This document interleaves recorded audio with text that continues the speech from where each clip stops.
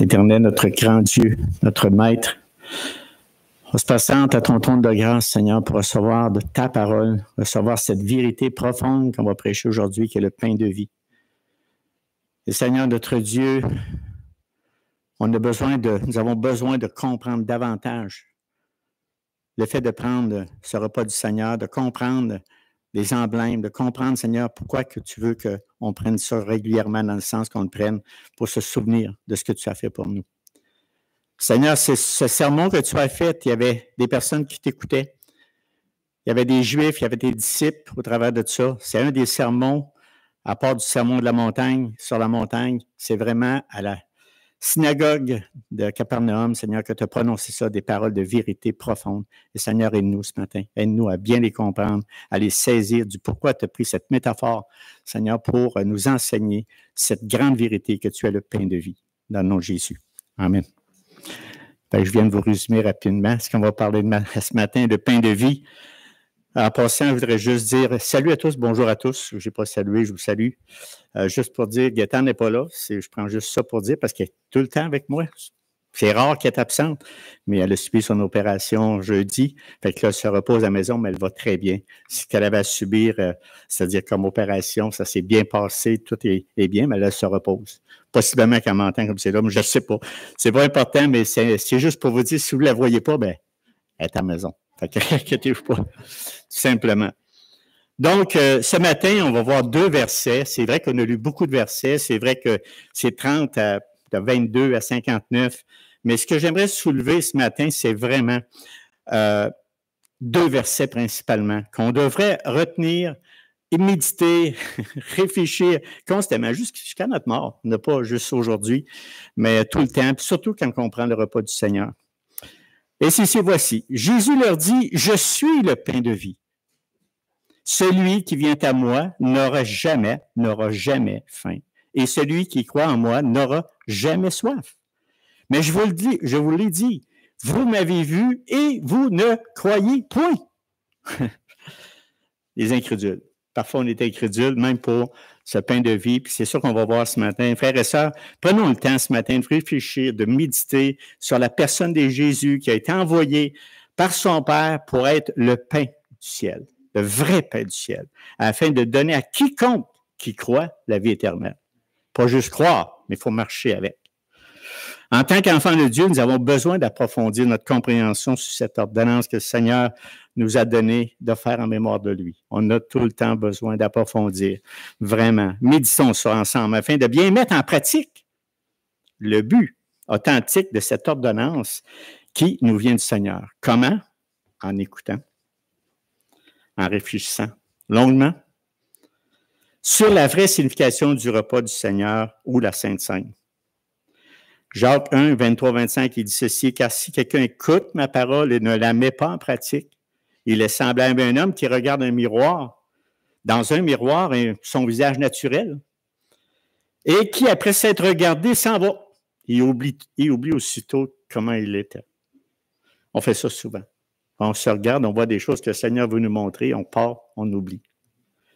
Mais celui qui aura plongé le regard dans la loi parfaite, la loi de la liberté, et qui aura persévéré, n'étant pas un auditeur oublieux, mais se mettant à l'œuvre, celui-là sera heureux dans son activité. Voilà pourquoi il a donné à son Église, par la main de son Fils, le second sacrement, qui est le banquet spirituel où Jésus-Christ nous assure qu'il est le pain vivant. Le pain vivant dont nos âmes sont nourries pleinement en vue d'une immortalité bienheureuse. J'espère qu'on en prend conscience, vraiment. Puis le synonyme du beau banquet, c'est agapé. On va en faire un vrai agapé après. Le festin, c'est une festivité, c'est une fête, une réjouissance. Oui, une réjouissance, un repas. Donc, les signes sont le pain et le vin, qu'on va prendre tantôt, qui représentent la nourriture spirituelle qui nous communique le corps et le sang de Christ, de Jésus-Christ. Dieu, nous en régénérant, nous incorpore dans son Église, à son Église, il nous fait sien pour adoption. C'est des vérités extraordinaires, merveilleux. Il accomplit ainsi l'office d'un bon père de famille qui pourvoit à nos besoins en nous dispensant continuellement une nourriture de nature à nous conserver, à nous garder et à nous maintenir dans la vie à laquelle il nous a appelés par sa parole. C'est profond. Des fois, on peut prendre ça à la légère. Encore un repas du Seigneur, c'est quoi ça? Écoutez, ça fait des années qu'on prend des repas du Seigneur, mais c'est de la répétition, mais il faut en faire de la répétition parce qu'on est quoi? Des êtres oublieux, des personnes qui oublient la profondeur de ce sacrifice, ce sacrement que le Seigneur a institué. Comme ce mystère de communion à Jésus-Christ est par nature incompréhensible, parce que bien sûr, on dit, oh, c'est quoi? Moi, je ne vois rien, je prends un petit pain puis un petit vin, puis tu sais, c'est quoi? Oui, mais c'est quand même difficile pour nous, la nature humaine. Puis, il nous montre, il nous en montre la figure et l'image dans des signes visibles, bien adaptés à notre petit test, parce que je trouve qu'on avait besoin de quoi qui est tangible. C'est pour ça que le Seigneur a parlé de ce discours qu'il a parlé à Capernaum, parce qu'il y avait besoin d'une image. Tu sais, parler de pain, c'est comparer un pain de vie puis manger le Seigneur. Mais vous allez voir un petit peu plus tard que c'est important de le comprendre. C'est dans le but que nous le comprenions bien. C'est pour ça qu'il fait ça très bien même. Le Seigneur nous rend ce mystère aussi sûr que si nous le voyons de nos yeux, qui n'est pas capable de penser que je suis un pain? Moi, je prends du pain. Pourquoi je prends du pain? C'est parce que je veux vivre. Je veux marcher. C'est pas ça que je prends le pain physique. Et c'est le plus bel exemple, plus belle métaphore que le Seigneur a pris, car la similitude qu'il offre est si bien adaptée qu'il est compréhensible même pour les esprits les plus lourds. J'espère que je ne vous dis pas ça pour vous autres, pour les plus lourds et les plus fermés. C'est simple, c'est compréhensible. J'ai du pain pour me nourrir. Donc, Christ est le pain de vie afin qu'on se nourrisse constamment de sa parole, de lui, pour qu'on marche. De même que le pain et le vin soutiennent nos corps dans cette vie éphémère, de même, nos âmes sont nourries de Christ. Vraiment. Nous ne pourrons pas se passer à côté, pourtant, avec une analogie aussi claire, tous les êtres humains devraient comprendre ce que le Seigneur veut nous dire. C'est peut-être redondant, mais c'est ça.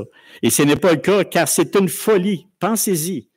Moi, je méditais à ça hier et avant-hier, puis tu sais, on prend ça pour acquis. Nous, on sait ce qu'on prend, le repas du Seigneur. On a pain, le vin, ça représente Christ, c'est le pain de vie. Mais vous savez, c'est une folie pour l'homme, j'ai inclus la femme, qui n'a pas l'Esprit de Dieu. Vraiment, je réfléchis à ça, je dis, voyons, c'est répétitif, c'est plate. Tu sais, ça, c'est humain. Là. Je ne parle pas de ça. Moi, c'est divin. Quand c'est divin, ce n'est pas répétitif et plate. C'est merveilleux. C'est clair. C'est juste, je vais amener tantôt, là, juste pour dire, on a parlé du pain de vie, mais amener comment les personnes qui écoutaient Christ à la synagogue de Capernaum, comment ils réagissaient. C'est ça que je vais faire en 3 points. Donc, Jésus, avant ces versets, Jésus avait fait 2 miracles. L'un en faisant le ravitaillement de 5000 hommes, c'est pas rien, à partir de 5 pains d'orge et de 2 poissons. Et l'autre, il a marché sur les eaux afin d'aller rejoindre ses disciples qui étaient dans une barque sur la mer.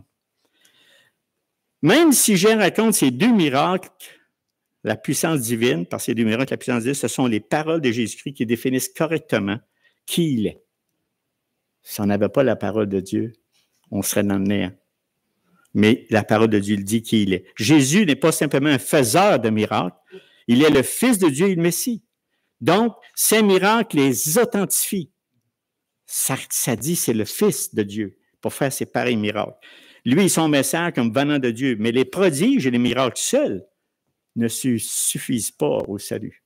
C'est pas parce que fais-moi des miracles, Seigneur, fais-moi des miracles pour que je croie. Fais-moi des miracles pour que je croie.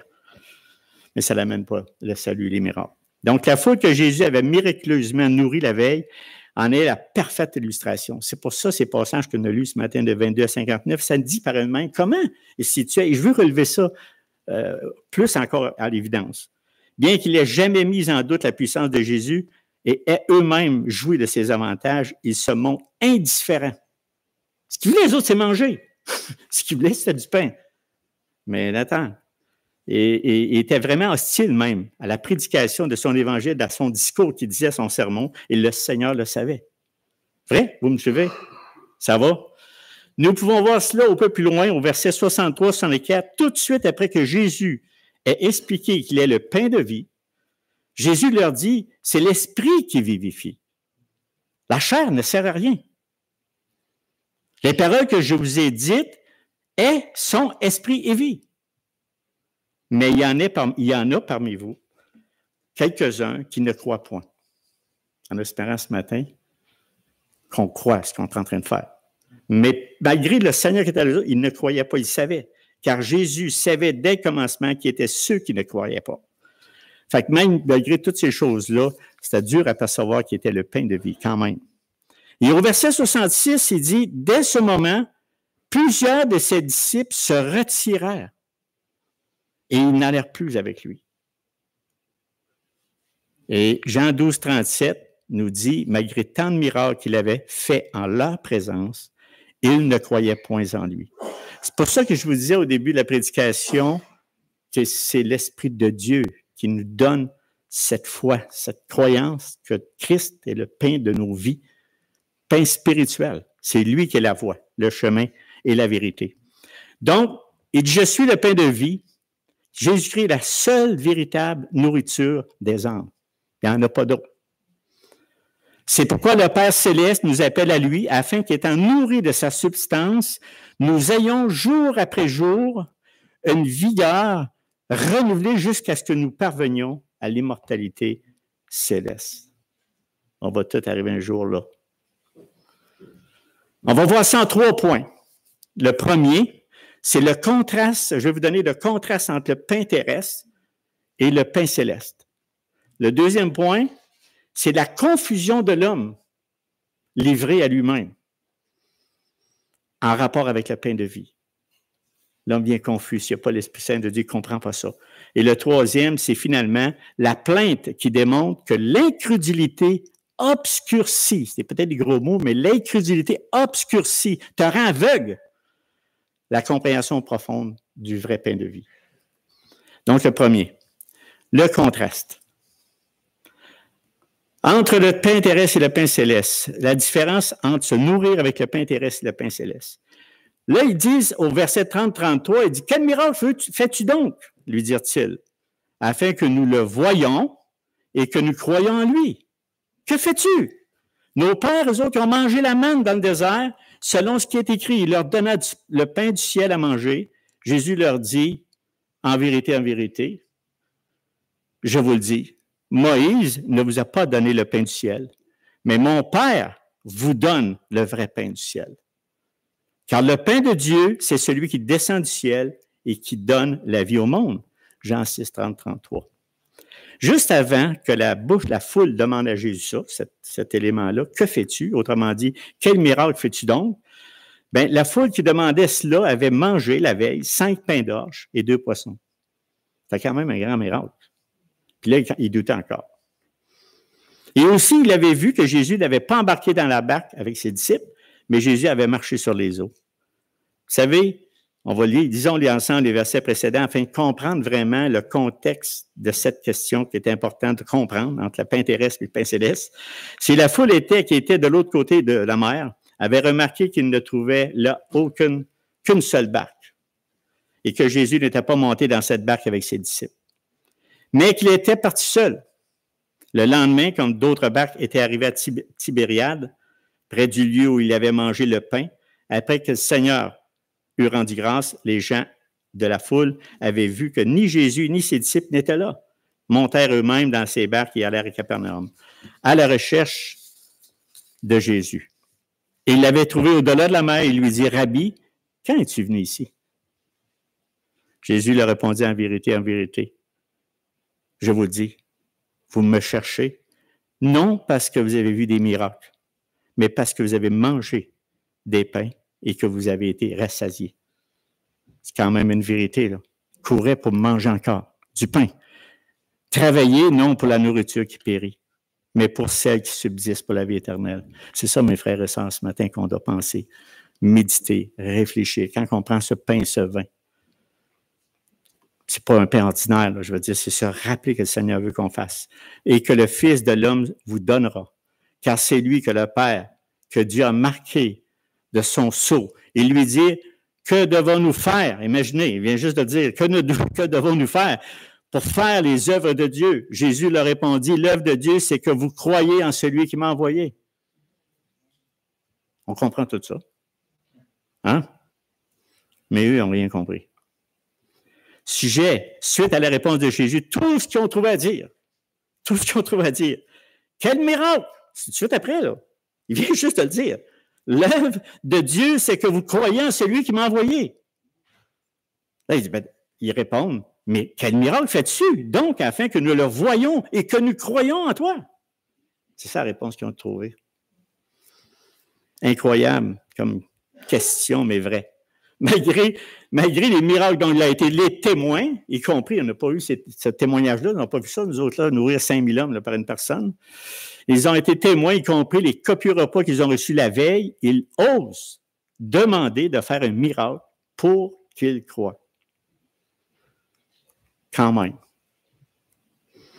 Parce que Jésus a dit au verset 29 qu'il est l'envoyé de Dieu, il exige, moi j'appelle ça effrontément, que Jésus leur fournisse encore des références ou, si vous aimez mieux, des preuves de son identité avec Dieu son Père. Qu'est-ce qu'on aurait fait dans ce temps-là, nous autres, à la même époque, du Dieu vivant qui était là, le 2000 ans? Leur attitude démontre parfaitement et d'une manière frappante l'aveuglement spirituel. C'est ce que je veux soulever ce matin. On va prendre le pain et le vin, mais on va en prendre conscience. Pas comme les Juifs qui ont écouté, toutes les personnes qui ont écouté, les personnes, les disciples, mais d'enlever cet aveuglement spirituel qui caractérise toutes les personnes non régénérées par l'Esprit Saint de Dieu. Quand je vous disais, c'est un miracle de comprendre ce qu'on va prendre ce matin. Vraiment. À ce sujet, Jean Calvin a fait observer que cette vilaine question démontre clairement la vérité de ce que dit dans Matthieu 12, 39, « Une génération méchante et adultère demande un miracle. » Des fois, on est bon comme ça, on est incrédule. Pourtant, la veille, le miracle par lequel Jésus a nourri une foule immense, 5000 personnes, 5 pains d'orge et 2 poissons, et les disciples ont ramené 12 paniers pleins, prouve simplement, prouve amplement sa divinité. Est-ce qu'on y croit, mes frères et sœurs? Toutefois, l'incrédule n'est jamais satisfait. L'incrédule. Peu importe le nombre de preuves qu'il puisse recevoir. Luc dit d'ailleurs que ceux qui rejettent la vérité de la parole de Dieu ne se laisseront pas, c'est l'Écriture qui dit ça, là, qui ne laisseront pas persuader, même si quelqu'un des morts ressuscitait. Tellement que l'incrédule, c'est Luc 16, 31, qui est difficile. Bon. Par exemple, lors de la crucifixion, les chefs religieux incrédules se moquèrent de lui. Il était à sa croix, de lui. Que le Christ, le roi d'Israël, descende maintenant de la croix, afin que nous voyions et que nous croyons. Afin que nous voyions et que... Est-ce qu'on a besoin de voir et de croire pour ce qu'on va faire ce matin? Puis de dire que c'est le pain de vie, le Dieu, le Fils de Dieu vivant. Ceux qui étaient crucifiés avec lui l'insultaient aussi. Donc, pourtant, lorsque Jésus resta des morts, ce fut un miracle de beaucoup supérieur au fait de descendre de la croix. Même avec un tel miracle, il persistait à refuser de croire en lui. Plutôt que d'admettre la vérité, ils tenteront désespérément de cacher la réalité. Regardez bien ce qu'ils ont fait. Pourtant, ils l'ont vu. La réalité de sa résurrection, Matthieu 28, 11, 15, il dit « Ceux-ci, après s'être assemblés avec les anciens et avoir tenu conseil, donnèrent aux soldats une forte somme d'argent en disant « Dites, ses disciples sont venus le dérober pendant que nous dormions. » C'est pour te dire, pareil, que quand on ne veut pas croire, on ne croit pas. Donc, Jésus exhorte les gens de la foule à croire, mais au lieu de cela, il exige un autre miracle. La foule souhaite plus précisément se voir nourrir à nouveau par le pain de manière tout aussi miraculeuse que la veille, mais pas spirituellement. En disant, nos pères ont mangé de la manne dans le désert, selon ce qui est écrit, il leur donna le pain du ciel à manger. Mais ce n'était pas le vrai pain du ciel qui est Jésus-Christ. Plutôt que d'adorer Jésus-Christ comme Messie et Sauveur, la foule souhaite que Jésus leur donne sans cesse du pain du ciel à manger avec leur bouche et non avec leur cœur. On a parlé du cœur un matin après à mon frère, c'est le cœur. On doit adorer notre Seigneur du cœur. Ainsi donc, la foule met Jésus au défi de prouver qu'il est le Messie en lui procurant des vivres à l'infini. C'est la même chose qui se passe aujourd'hui, mes frères et sœurs. Les gens incrédules s'attendent à ce que Jésus comble toute leur caprice charnel et égoïste, comme on a dit tout à l'heure, pardon pour avoir eu de la confidence, pardon pour telle chose qu'on a faite. On en fait régulièrement, à tous les jours, à toutes les semaines. Attention, frères et sœurs, Jésus n'avait pas la moindre intention, quand il disait ce pain, c'est de nous nourrir physiquement, mais de satisfaire les caprices matérialistes, ni les nôtres aujourd'hui. C'est vraiment une application importante quand on parle au pain céleste qui est le pain de vie de Jésus-Christ, puis le pain terrestre. Notre nature humaine aime mieux le pain terrestre que celui du céleste. Donc, Jésus leur répond en employant l'expression en vérité, pour souligner l'importance qu'il est sur le point de dire. Quatre choses importantes qu'il a dit suite à ça. Il dit, ce n'est pas Moïse qui leur a donné le pain du ciel, mais Dieu le Père. Je vous le dis, Moïse ne vous a pas donné le pain du ciel, mais mon Père, c'est ça. Dans l'Ancien Testament, l'Éternel dit à Moïse, « Voici, je ferai pleuvoir pour vous du pain du haut des cieux. » Donc, Moïse n'a fait que communiquer, c'est pas Moïse qui l'a donné, communiquer aux Israélites l'ordre que Dieu leur avait donné de ramasser la manne. N'oubliez pas, je suis en train de vous donner le contraste entre le pain céleste et le pain terrestre. Deuxièmement, c'est que la manne ne constituait pas le vrai pain du ciel, puisque Jésus leur dit, « Mon Père vous donne le vrai pain du ciel. » Le temps présent du mot « donne » indique le vrai pain du ciel n'est pas la manne du passé. Vraiment pas. Mais ce que le Père leur donne à l'heure même, depuis le mot « vrai » signifie authentique ou réel. Donc, la manne, bien qu'étant véritablement du pain procuré par Dieu, n'était qu'un type laissant prévoir l'ultime, qui est le vrai pain de vie, c'est le Seigneur Jésus-Christ. Je sais que vous êtes convaincus, mais il faut en parler pour être exhorté, encouragé. Le troisième point, c'est que la manne donnait la vie physique, mais le pain de Dieu qui descend du ciel donne la vie spirituelle. C'est sérieux, le mot « donne la vie spirituelle », car le pain de vie, c'est celui qui descend du ciel et qui donne la vie. Le pain de Dieu, car le pain de Dieu, c'est celui qui descend du ciel. Donc, le mot « vie », comme c'est le cas tout au long de l'Évangile de Jean, ne désigne pas la vie physique et temporelle que la manne procure, mais la vie spirituelle et éternelle qui ne peut venir que de Jésus-Christ. Plusieurs fois, je le répète, mais c'est parce que en répétant souvent, on comprend plus. C'est ce qui dit la répétition, on comprend. Donc, quatrième point là-dessus, c'est quatrième point quand je parle toujours du pourquoi. Contrairement à la manne qui m'a été donnée à Israël, le vrai pain du ciel, c'est-à-dire le vrai pain de vie, est destiné au monde. Donc, Dieu offre le salut par Jésus-Christ. Ça, c'est un autre point important. Le salut, c'est ça.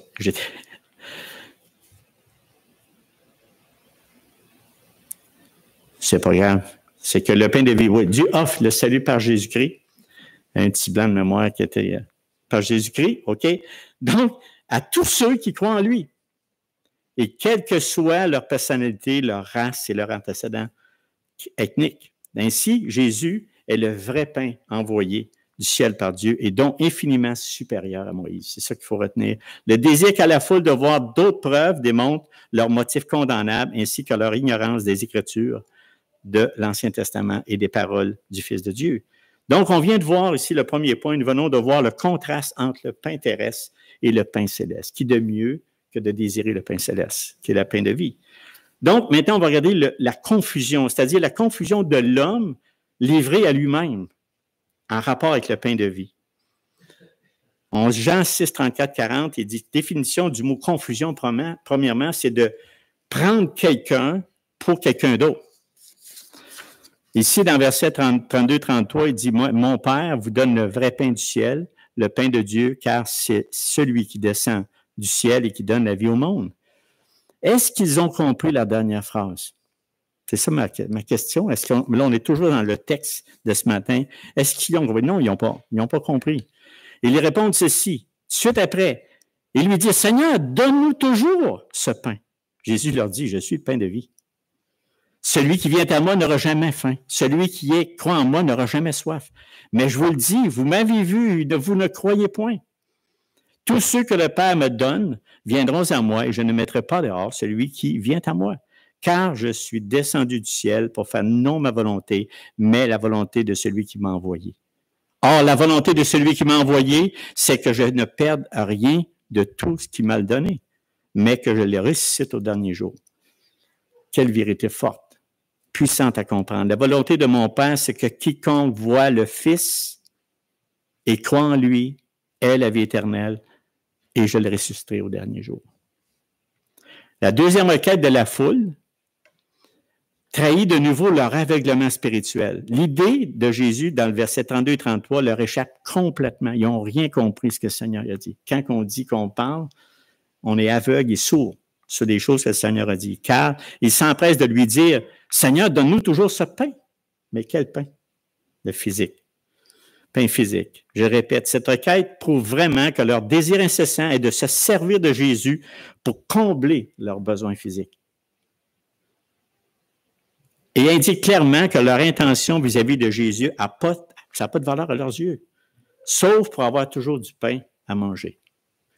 Posons-nous la question ce matin. Est-ce que vraiment le pain et le vin qu'on va prendre, est-ce qu'on peut considérer que ce pain-là, là, Jésus-Christ, j'ai les deux pains et le vin, mais c'est-tu la personne que nous, on désire? C'est-tu la personne qu'on chérit? C'est-tu la personne, on aime mieux se priver de manger que de perdre Jésus-Christ?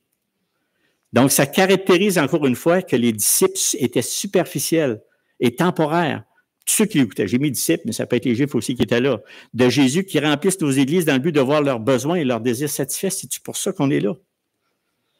Il y aura toujours des églises pour leur donner satisfaction, mais ce n'est pas le cas. De nos jours, il s'agit souvent des églises qui attirent des grandes foules, mais dont le pourcentage de vrais croyants est le plus faible. Tu peux être là en présence, mais pas croire ce qu'on fait. Tu peux manger le pain et le vin, pas croire ce que c'est. Mon but, mon objectif de la prédication, c'est de nous sensibiliser du geste qu'on va faire. De prendre le vin en étant dit, Seigneur, est-ce que j'en suis digne?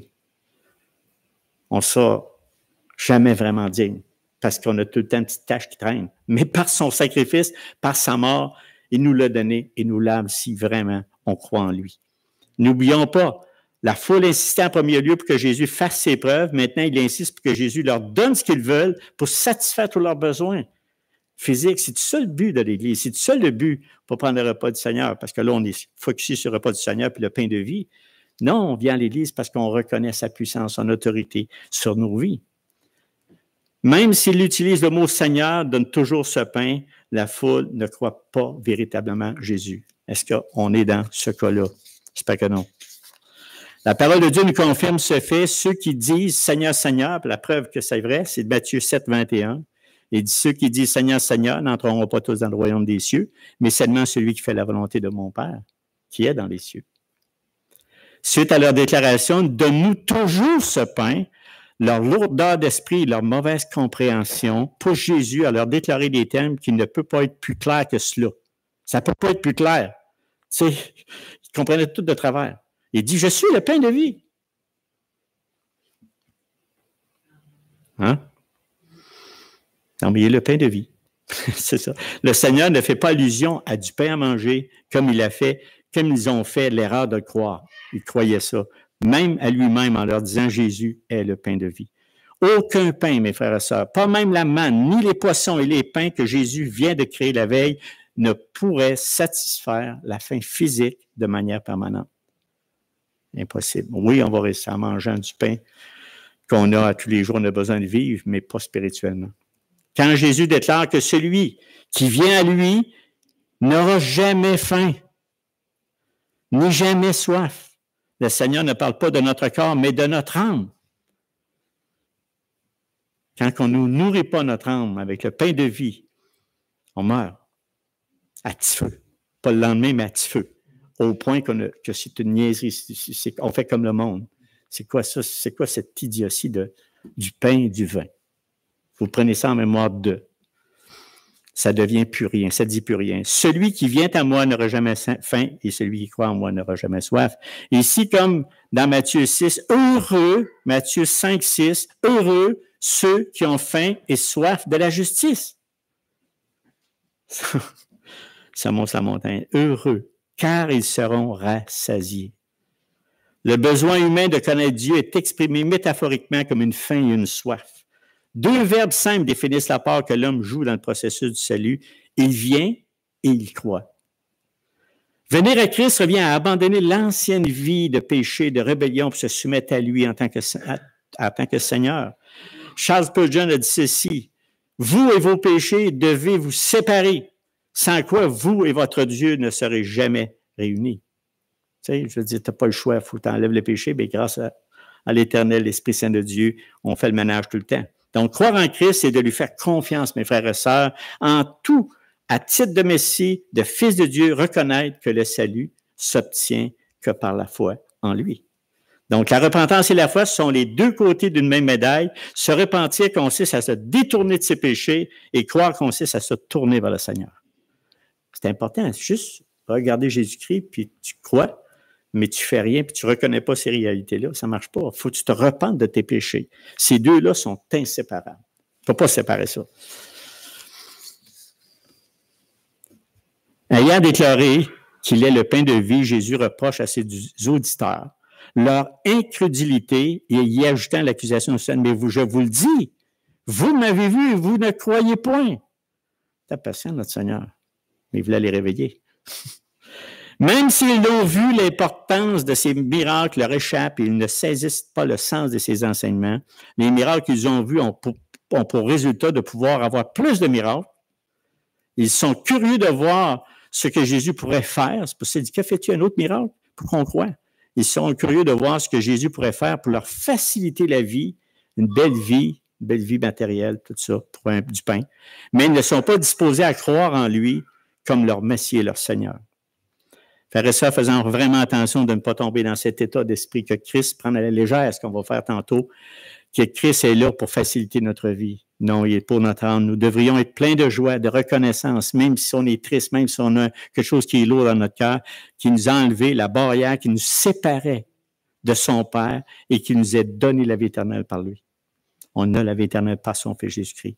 En dépit de la réaction de la foule, Jésus ne se laisse pas aller au découragement. Sa confiance dans la réussite de sa mission est fermement enracinée dans la souveraineté omnipotente de Dieu. Car Jésus savait que tous ceux que le Père lui donne viendront à lui. Vous savez, cette réalité profonde nous enseigne que tous ceux qui sont sauvés constituent un don d'amour que le Père fait au Fils. On comprend ce qu'on vient de dire. Le Fils voit chaque âme que le Père lui donne comme l'expression de l'amour irrésistible du Père, de sorte que tous ceux que ce dernier lui donne viendront à Christ. Quel beau miracle! Le salut ne dépend pas de la volonté humaine. Les rachetés sont ceux qui sont nés, non du sang, ni de la volonté de la main. Fait ça de moi-même. Aucun mérite. C'est un miracle. Je suis extrêmement reconnaissant. Je vais prendre le pain et le vin tantôt avec vous. Mais j'ai dit, c'est un miracle que je puisse croire à tout ce que tu dis dans ta parole. Comme on dit, comme du cash. C'est pas oui, mais l'incrédulité, c'est-tu possible? Non. Seigneur, c'est lui qui nous verra ces réalités profondes des Écritures. Le salut ne dépend pas de celui qui veut, ni de celui qui court, mais de Dieu qui fait miséricorde. On le méritait-tu? Finalement, c'est Dieu qui accorde les deux, la repentance et la foi. Sinon, personne ne viendrait à lui, étant donné que nul ne cherche Dieu. Puis c'est écrit dans Romains, nul ne cherche Dieu. Il ne faut pas se donner aucune gloire du pourquoi qu'on est ici, pour écouter sa parole puis de prendre son pain et le vin. La confusion des pécheurs qui sont morts spirituellement ne saurait déposséder l'œuvre salvatrice de Dieu. Les ayants choisis, quand je vous disais la confusion de l'homme, ils traitent ça comme des affaires insignifiantes. Donc, les ayants choisis de toute éternité passée, ils les appellent à lui avec grâce et de manière irrésistible. Et bien entendu, le Seigneur ne rejettera jamais celui qui vient à lui comme un don d'amour de la part du Père. Ainsi donc, Jésus ajoute, verset 37b, « Je ne mettrai pas dehors celui qui vient à moi. » Sincèrement, honnêtement, avec repentance, comme pas des riens, mais quelqu'un qui a besoin de lui, qui a besoin du pain de vie. Christ ne rejettera personne qui vient à lui avec sincérité et soumission. Pas en arrogance, pas en pensant que nous, on a fait les premiers pas, puis que nous autres, on était bons, puis nous autres, on était smart, dans des mots qu'on comprend, qu'on mérite que Dieu nous regarde. Non. On n'avait rien qui pouvait attirer l'œil du Père, sauf que lui qui vient nous chercher pour nous délivrer de nos péchés. Donc aussi, le Fils ne rejetterait certainement aucune partie du don que le Père lui a fait. Une telle désunion au sein de la Trinité est tout à fait incroyable, inconcevable. C'est inconcevable. Ils sont liés ensemble, ils travaillent ensemble. Verset 38, il dit « Car je suis descendu du ciel pour faire non ma volonté, mais la volonté de celui qui m'a envoyé. » Puis nous, on a quand même, avec l'appel que Dieu qui nous a ouvert vraiment notre esprit à comprendre ce qui est le Fils de Dieu, le pain de vie, bien, je pense qu'il faut faire sa volonté. On est automatiquement poussé. Donc, le Seigneur est venu sur la terre pour qu'une seule raison, obéir parfaitement à la volonté du Père qui l'a envoyé. Donc, la réalité selon laquelle Jésus est venu faire la volonté du Père, qui l'a envoyé, garantit aux élus. Et c'est ça, garantit aux élus le salut et la sécurité éternelle. C'est pour ça qu'on prend le pain et le vin, pour se souvenir que le Fils de Dieu lui-même, qui est descendu du ciel pour nous donner la vie. Fait que pensons à ça en prenant le pain et le vin. Il est de la volonté du Père que tous ceux qui lui donnent, le Fils n'en perde aucun, mais qu'il le ressuscite au dernier jour. Ce jour-là va arriver. Aucune partie de ce groupe que le Père a confié à Christ de toute éternité passée et qui lui donne au Fils au fil du temps ne sera perdue. Quelle bonne nouvelle. On est-tu sécure dans ses mains? On n'a plus, nos inquiétudes tombent. Nos péchés, oui, sont là, mais ils sont dans les mains du Seigneur, c'est-à-dire qu'il nous les a enlevés. Ça devrait nous donner de la joie. De la joie, mes frères et sœurs. Vraiment. De la bénédiction, de la sécurité éternelle ou de la préservation et de la persévérance des croyants, parce qu'encore là, Dieu nous donne la persévérance de marcher avec lui, ne serait être séparé de la repentance et de la foi personnelle. C'est pour ça qu'on parle dans nos sermons, repentons-nous des péchés quand on le voit, que le Seigneur nous aide. Si bien que notre Seigneur affirme ici que le ciel appartient à quiconque voit le Fils et croit en lui. Le zèle avec lequel nous devons rechercher la vie éternelle, qui est accordée par Jésus, qui est le pain de vie, devrait être beaucoup plus grand que l'égoïsme avec lequel la foule a recherché le pain physique. Hein? Non? Ça devrait être très grand. On vient de voir la confusion de l'homme livré à lui-même en rapport avec le pain de vie, et on va regarder le dernier point, la plainte, qui est l'incrédulité obscurcit la compréhension profonde du vrai pain de vie. L'incrédulité. Connaissez ça, ce mot-là? L'incrédule. J'en suis un des fois, c'est pas des farces. En tout cas, les Juifs murmuraient à son sujet parce qu'il avait dit « Je suis le pain qui est descendu du ciel ». Il disait « N'est-ce pas là, ceux qui ont regardé Jésus, n'est-ce pas là le Jésus, le fils de Joseph, celui dont nous connaissons le père et la mère? » Oui. « Comment donc, dit-il, je suis descendu du ciel? » C'est comme moi, un humain. C'est quand je parlais d'incrédulité. Là. On peut penser à ça, mais on entend parler des personnes dire « Oui, mais hey, il était humain, lui. C'est Marie-Joseph. C'est le fils de Marie-Joseph. » Jésus leur répondit « Ne murmurez pas entre vous. Nul ne peut venir à moi. Si le Père qui m'a envoyé me l'attire, et je le ressusciterai au dernier jour. Il est écrit dans les prophètes, ils seront tous enseignés de Dieu. Ainsi, quiconque a entendu le Père et a reçu son enseignement vient à moi. Car c'est que nul n'a vu le Père, sinon celui qui vient de Dieu. Celui-là a vu le Père. En vérité, je vous le dis. Je vous le dis, celui qui croit en moi a la vie éternelle. Et il répète encore, je suis le pain de vie. Vos pères ont mangé la manne dans le désert, ils sont morts. C'est ici le pain qui descend du ciel afin que celui qui en mange, ne meure point. Jean 6, 41, 50. Donc, les Juifs murmuraient qui signifie des plaintes marmonisées, là, en tout cas, là, je marmonne, et des chuchotements de déplaisir, hein, parce que Jésus leur avait dit, « Je suis le pain qui est descendu du ciel. » En d'autres mots, Jésus déclare être la source de la vie éternelle et qu'il est descendu du ciel. Donc, le problème des Juifs, c'est qu'ils perçoivent en Jésus que sa dimension humaine. Est-ce que c'est ça qu'on voit de Jésus? Est-ce qu'on croit vraiment, mes frères et sœurs, qu'il est en chair et en os? Il est venu sur terre pleinement Dieu et pleinement homme, chose qui est une discussion interminable avec les humains qui croient qu'ils savent tout, qu'ils voient tout, qu'ils comprennent tout. Ça fait sourire des fois. Donc, c'est qu'ils perçoivent en Jésus cette diminution humaine en tant que citoyen galiléen, le fils de Joseph, celui dont ils connaissent le père et la mère. C'est ça qui les rendait incrédules. Ils savent également qu'il vient de la ville de méprisée de Nazareth. Rien de bon à Nazareth. Ainsi donc, ces Galiléens endurcissent leur cœur contre le Messie. Il faut s'appeler que Nous, on fait ça des fois. Qui les appelle à la repentance et à la foi en tant qu'exigence à laquelle satisfaire pour entrer dans son royaume et qu'il a le culot à leur avis de se faire égal à Dieu. Qui tu es, toi? Jésus de Nazareth. Plutôt que d'éliminer leur confusion, Jésus commande aux Juifs d'agir comme ceci. Ne murmurez pas entre vous. Jésus les appelle à cesser de marmonner les plaintes qui trahissent vraiment la rébellion et l'endurcissement de leur cœur. Il nous arrive toutes sortes de choses en 40-50 ans dans notre marche chrétienne. Des épreuves terribles.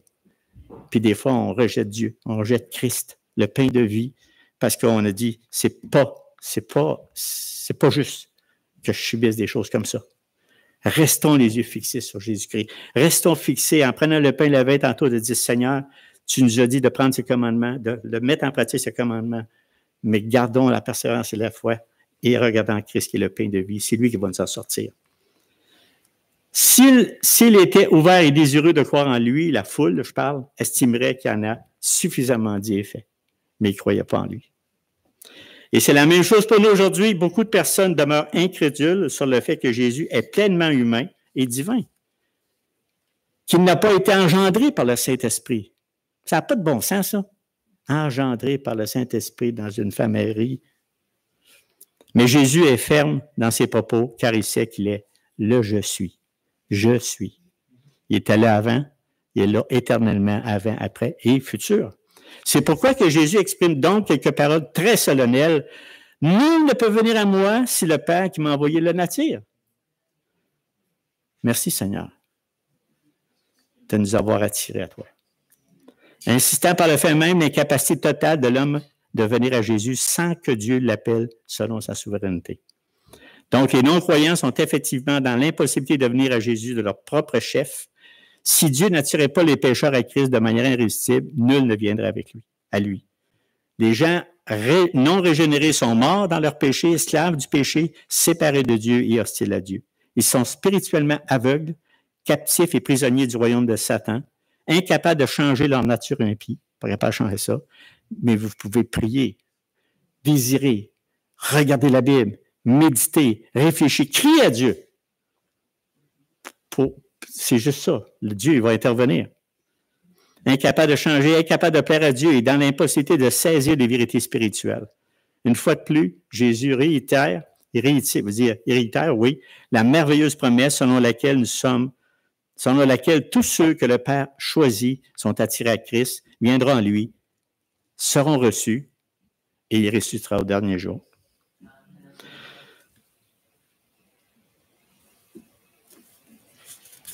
Et Jésus ajoute, c'est que nul n'a vu le Père, sinon celui qui vient de Dieu, celui-là a vu le Père. Étant donné qu'il ne fait qu'un avec le Père, on parle de Jésus de toute éternité, et que le Père l'a envoyé sur la terre, et le Fils peut parler en connaissance de cause. Il est venu pour ça, pour nous parler du Père.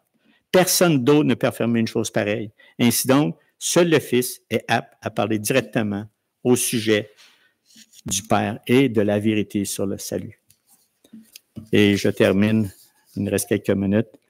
Jésus fait une affirmation solennelle, en vérité, je vous le dis, celui qui croit en moi a la vie éternelle.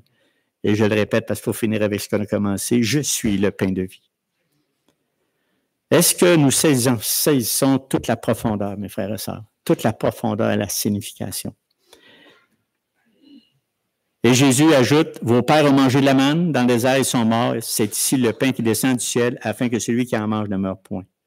Vous savez, il fait le contraste entre lui-même, le pain de vie et la manne, ce pain que le Père des Hébreux ont mangé dans le désert. Cette manne ne pouvait pas je le répète et je termine avec ça, le Père ne pouvait pas leur procurer la vie éternelle, puisque les pères qui ont mangé la manne sont morts.